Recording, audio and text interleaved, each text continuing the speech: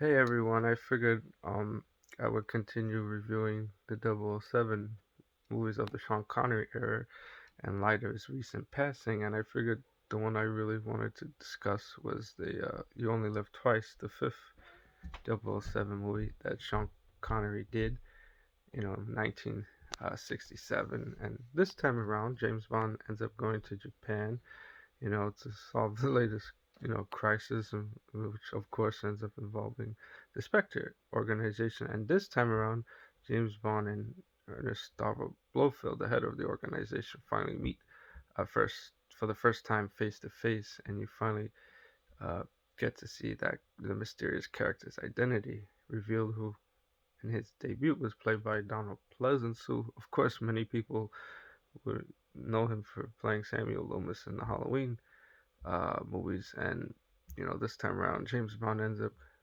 going to Japan. And what makes, I guess, this one interesting, I think it's one of the few 007 movies in which James Bond doesn't do any driving whatsoever in the movie, if my memory serves, correctly. And this was initially, I wouldn't say his last, performances. Though sound like more like he was taking a break, because I guess he was, the public persona playing the character, and the fear of being typecast. Sean Connery, like I said, decided to temporarily take a break until he returned, to the role, Diamonds with Forever 4 years later in 1971, which unfortunately that movie was kind of a bit of a stinker, but to each their own. So in terms of what I think about You Only Live Twice, it's, like I said, I personally think, in my opinion, it's not as strong as the first three that he did.